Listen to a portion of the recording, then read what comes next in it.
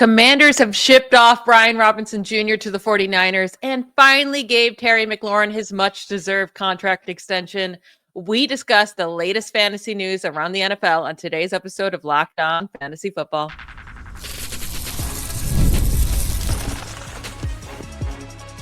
You are Locked On Fantasy, your daily NFL fantasy podcast.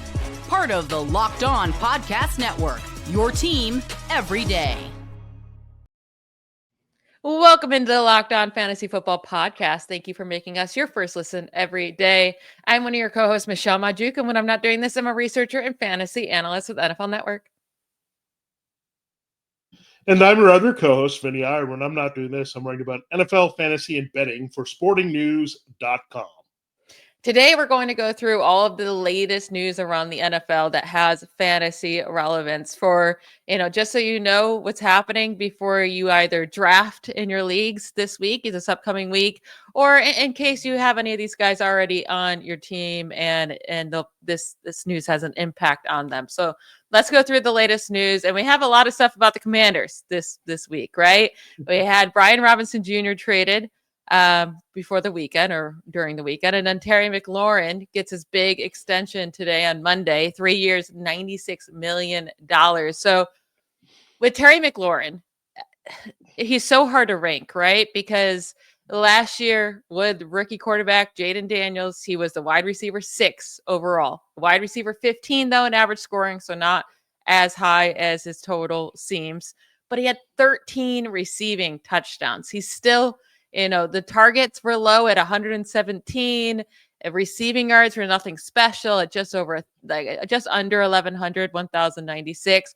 But those receiving touchdowns really pushed him up greatly. And the prior years, we saw him as wide receiver 37 on average in 2023, wide receiver 22 in 2022, wide receiver 34 in 2021. So a lot of years of not being that top tier wide receiver. Now, was it just him lacking the quarterback? Because this will be his first time in his career. He gets to play with the same quarterback in back-to-back seasons. Right now, he's sitting at wide receiver 19 in average draft position. Do you think that's too high, too low? Perfectly fair for him. I think just for me, it's a little too high just because it was a touchdown-dependent spike in his career. I mean, if you pull away the other numbers, I think, the Jayden Daniels effect was there. Definitely he played better and he could be in position to score more. So Jayden Daniels definitely had a huge impact on what he did. And I think he kind of knew that the Commanders would have to give in because they're all in with Jayden Daniels. So they can't take away his number one receiver going into year 2. So they knew that wasn't going to happen, right? I think what's really hard about McLaurin, there's a couple things here. Number one is I don't think we can expect the touchdowns to go any higher. That's pretty high. So, you probably have a regression to you're probably best case scenario 8 to 10, right? Somewhere there, which is still a very good season for most receivers. Then the other thing is everyone's looking at, they got Deebo Samuel, but there's really not a lot of targets here when you look at it. There's 115 or so vacated targets, but they cleared out a lot of guys who were just all mashed up together, like the Olamide Zacchaeuses of the world, like those type of guys, right? And now they have basically 2 receivers, and you have Zach Ertz, and we'll see what they do with Ben Sinnott or Luke McCaffrey, Austin Eckler, some of these other peripheral targets that they have. So it's very hard to see necessarily something go up, but then you can also say, is it more of a 3-target offense with Ertz, McLaurin, and now Samuel, or is it more they spread the ball around, they don't care, they're looking for matchups? Is that more the reality of the Cliff Kingsbury offense, right? You had Ertz just start to get going. You figure Samuel's going to get peppered with targets. So I don't think there's a way his volume is going to go too far up. So what we have to hope for is him being more efficient with the yardage. He had a slow start out of the gate, remember, last year. So we just need maybe his yardage to go up to 1,200. That'll be pretty good. If it goes up to 8 to 10 touchdowns, with that, then you're okay, right? You can survive that. But either way, you can expect him to drop a little bit. I say anywhere from 19 to 23 is more where I want to take Terry McLaurin this year. Yeah, I'm with you. I don't think he's going to be a top 10 wide receiver again. I think it's also risky that he's missed this whole offseason, right? He could do all he wants to stay in football shape off the field, but that's a really hard thing to replicate. And He just hasn't been there. And we see this often with guys who aren't there in the offseason, start slow, or if they get injured because, their body hasn't been used to doing this all year long. But it is interesting because so much of his production did come from the touchdowns last year. So if we do expect those to fall down, then, we should expect his fantasy production to decline quite a bit. I mean, last year in the 13 games that he didn't score 2 or more touchdowns, right? Like he had 4 games with 2 receiving touchdowns in it. In all the other games, he averaged 11.2 fantasy points per game. You're not going to be happy with that at all. So very much touchdown dependent. And like you said, I don't know if there's a way for I don't expect the targets to decline. There were only 117 last year, but with Debo there, I don't expect them to increase either. So that's the worries with him. But it's great news for Jaden Daniels to have his number 1 guy back there. That's for sure. Now with Brian Robinson Jr., he gets traded to the 49ers. That's big news because that opens up a whole backfield of fantasy value, right? For the Commanders. Now, Jacory Croskey-Merritt's the guy being hyped up right now. Their 7th-round pick. He's looked great in training camp. They didn't even play him in the final preseason game. That's huge, right? Because it looks like they're trying to save him for the season. Brian Robinson last year was the running back 24 on average on this team. Austin Eckler was the running back 34 on average last year in fantasy. JCM, that's what we're going to call him, right? Bill. I guess he wants Bill Croskey-Merritt. But he's running back 45 right now in average draft position, but it is flying up, right? And he's going earlier and earlier in drafts. So where are you taking him? Because he went as early as the 9th round in my latest draft. Yeah, I don't know if we're going to get one clear workhorse in this Commanders backfield. I think everyone is looking for it, but Cliff Kingsbury's kind of tipped his hand a little bit that he's going to collect backs. He's going to be fickle with them from one week to the next. I mean, you could even throw Jeremy McNichols into this, right?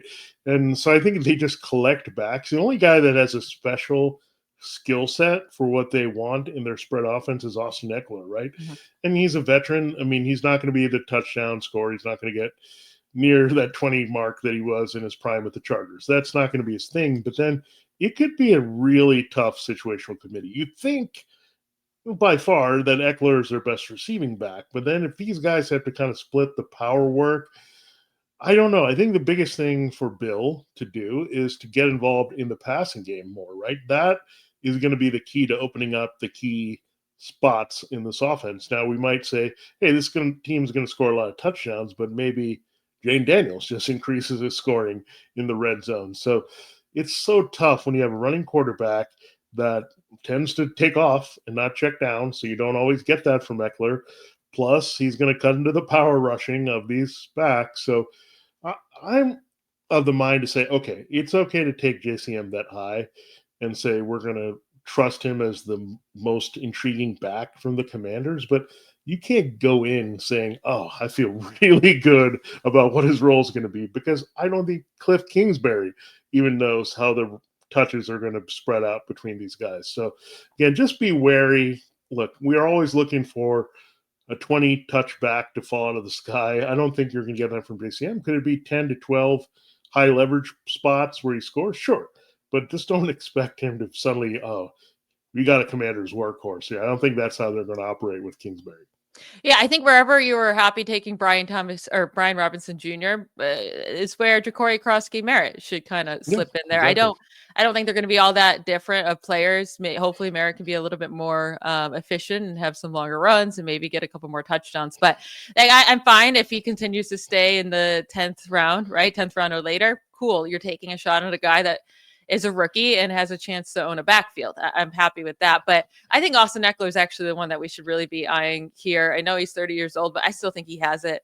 I don't think he's completely washed, and we know he's going to get the receptions. And in the 2 games last year, he had 10 plus carries. He was still a fantastic fantasy back. It was 15.8 points and 17.6. So I do think they're going to lean on the veteran more than we think, especially early on in the season. And if he can stay healthy and get it done, he should keep that job. So I really like Austin Eckler where he's going right now. We're going to get into more news here. Joe Mixon, it got announced today. He's going to be placed on the non-football injury list. So that means he's going to miss at least the first 4 weeks of the season. We'll discuss that plus other running back news right after a quick break. All right, this episode of Locked On Fantasy Football is brought to you by Rugiet. Guys, you've probably heard of Viagra, Cialis, maybe even tried them, but if you're looking for something beyond the usual pill, it's time to meet Rugiet Ready. Rugiet Ready is a next-gen prescription treatment designed to amplify arousal in the brain and boost blood flow. Unlike the usual pills that can take hours, Rugiet's 3-in-1 formula dissolves under your tongue and sticks with you and kicks in fast. On average, in 15 minutes. Effects can last up to 36 hours, so you can stay confident and in control when the moment is right. If traditional options haven't worked for you, Rugiet might be the answer. More than 150,000 men have already made the switch. You can even read all their real customer reviews on the site. It's helping a lot of people feel more confident and present in the moment. It's easy to get in on Rugiet Ready right now. Head to rugiet.com/LockedNFL and use the promo code LockedOnNFL to get 15% off today. That's rugiet.com, Rugiet, rugiet.com/LockedOnNFL to use the promo code LockedOnNFL for 15% off. Individual results may vary with prescription treatment. Compounded drugs are permitted to be prescribed under federal law, but are not FDA approved and do not undergo FDA safety, effectiveness, or manufacturing review. Please visit the Rugiet website for full safety information. This episode of Locked On Fantasy Football is also brought to you by FanDuel Sportsbook. It's an exciting time because August 26th is just around the corner. That's right. That's this week is officially FanDuel Futures Day, a brand new holiday for football fans who live for bold predictions and preseason hunches.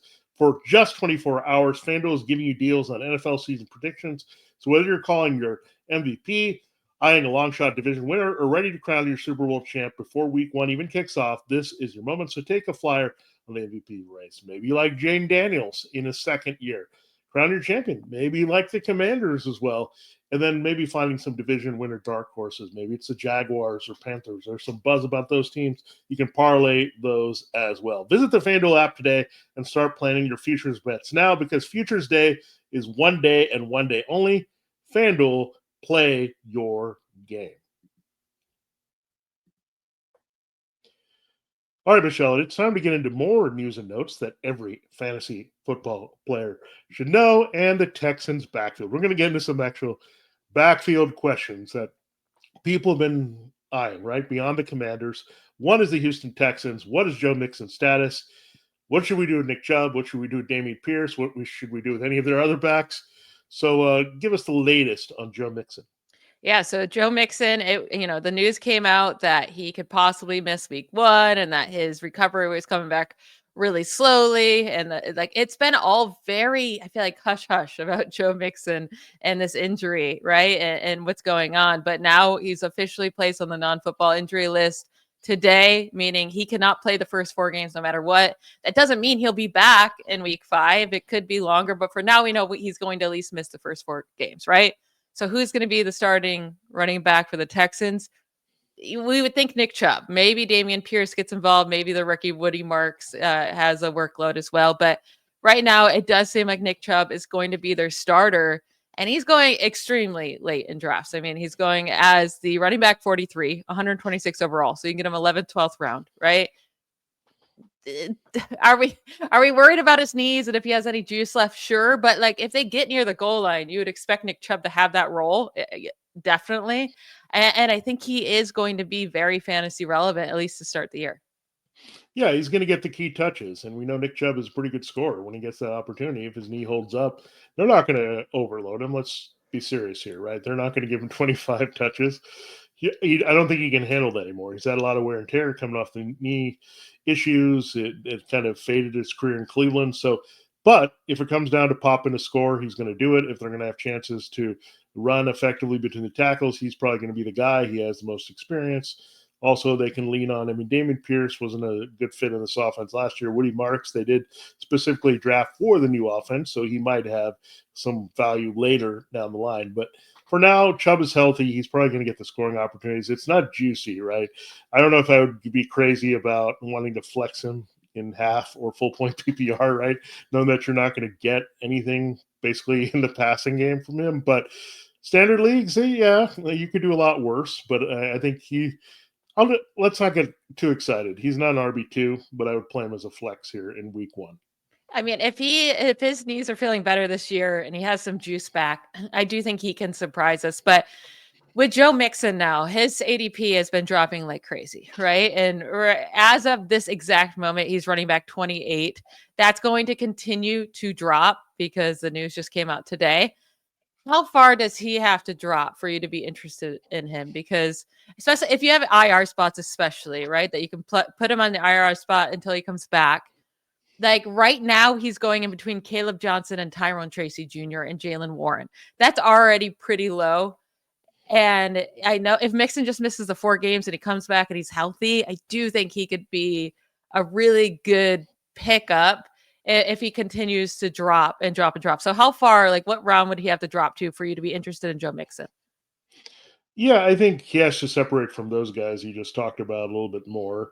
And maybe a round or 2 after that, right? I mean, Caleb Johnson, what is he going? Round 7, round 8. So round 10, 11, I think somewhere there, I would look at Joe Mixon. Here's the thing. Personally, I'm not targeting the Texans really offense in general. Other than Nico Collins, I don't want to really any shares of it. I mean, what shares are we going for? I mean, CJ Stroud is buried in the quarterback rankings. No one's taking Dalton Schultz. Look, you can take a shot on Jaden Higgins, I guess, later. But there's not a lot of attachment to this offense. It has one of the worst, by the way, offensive lines in the NFL after saying goodbye to Laremy Tunsil. I'll tell you how bad it was. They had Kenyon Green. He went to the Eagles. The Eagles cut Kenyon Green. So they didn't even have him on the roster. So they could be really ugly up front. So keep that in mind, right? It could be a little bit tough sledding for whoever's back there.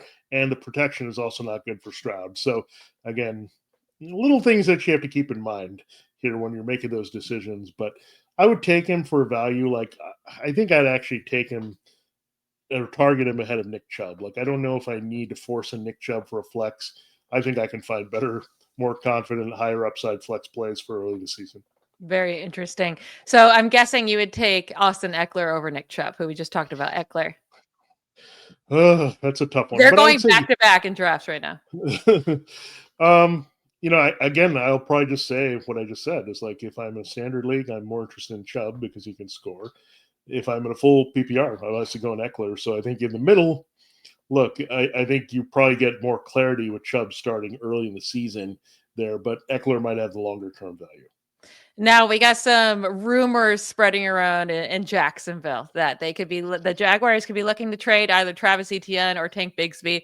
It would make sense if they can get anything for these guys. You would expect that they could get more out of Etienne since he had the higher draft capital and he just has that skill set that teams are going to be more excited for, right, than a Tank Bigsby. But I mean, this would be huge for fantasy, not only for whatever running back it's to stay with the Jaguars, right? Because that would open up a ton of more snaps and opportunities for them.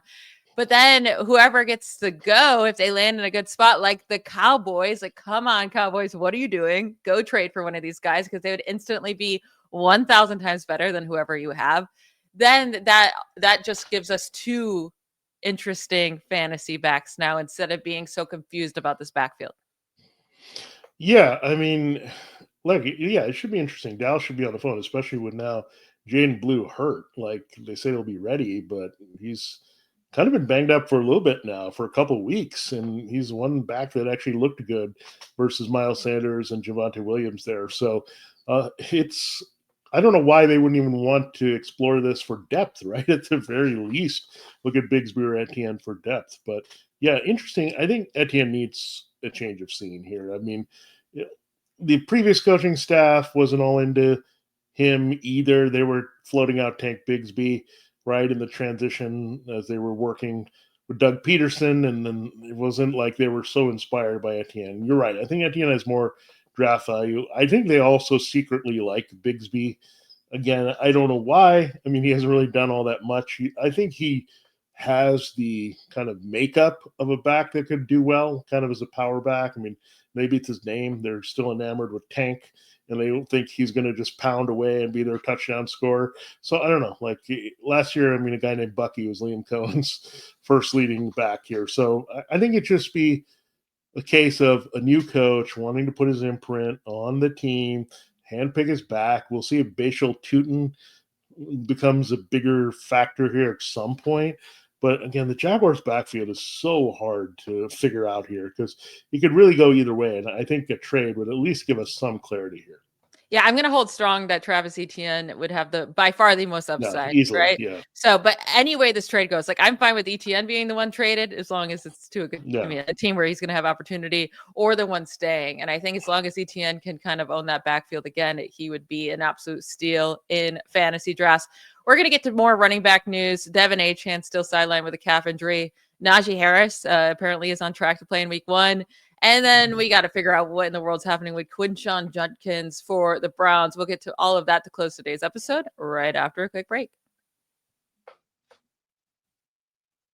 This episode is presented by Yahoo Fantasy. The NFL season is right around the corner, and you can feel the buzz. Fantasy football season is here. Everyone's researching, drafting, and building their championship squads. If you haven't joined a league yet, now's the time, and it's all happening on Yahoo Fantasy. This year, like always, Vinnie and I are playing fantasy football on Yahoo Fantasy, and you should too. Whether you're a first-timer or a veteran creating your millionth league. And Yahoo Fantasy is loaded with fun ways to compete and brand new features that will make the game even better. With the season kicking off on September 4th, now is the time to start playing Yahoo Fantasy Football, which offers so many fun ways to compete. You can play in their new Fantasy Guillotine Leagues mode, where the lowest scoring team gets eliminated weekly until one team is left standing.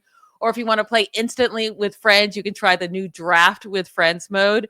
Or if you prefer the classics, you just get your crew together and go head-to-head in private leagues like normal. If you have no crew, no problem. Join a public league, the easiest way to play. The NFL season kicks off September 4th, so don't wait. Start your league now. Draft now at yahoofantasy.com/LockedOnNFL. That's yahoofantasy.com/LockedOnNFL. All right, so we have news from the Chargers and Jim Harbaugh that Najee Harris is on track or could play week 1, right?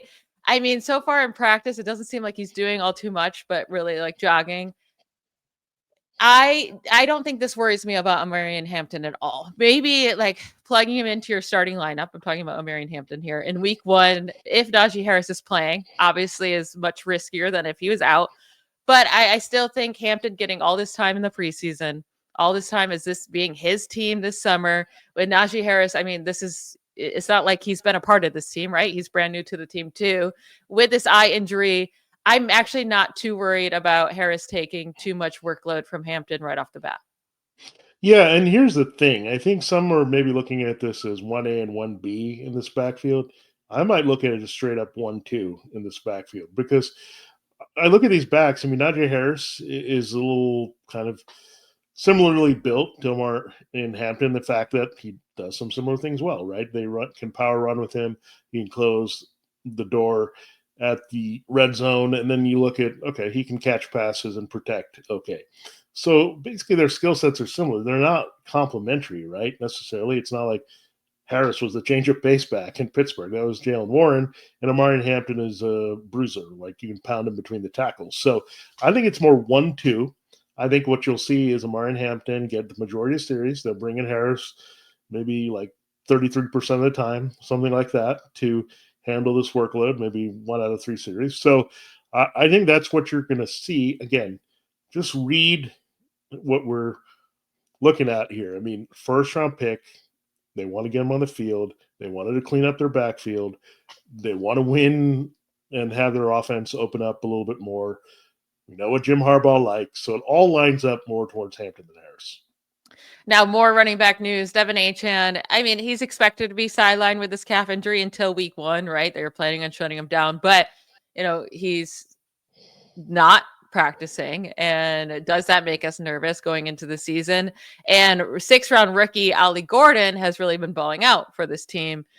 Do we think Ollie Gordon is worth a very, very late round pick just for really the Etienne insurance? But then also like Etienne's not the size of a guy that he's going to get everything. Like there's going to be another guy involved in this offense. And right now, Ollie Gordon is competing with Jalen Wright for that second running back spot. And Jalen Wright has not looked good whatsoever. Their 4th round pick from last year. So Ollie Gordon has looked really, really good this offseason. He was a beast at Oklahoma State in 2023. The production went down a little bit in 2024, but he also has really good size at 6'1", 226. That's something Etienne doesn't have. So is Ollie Gordon someone you're paying attention to going into the season?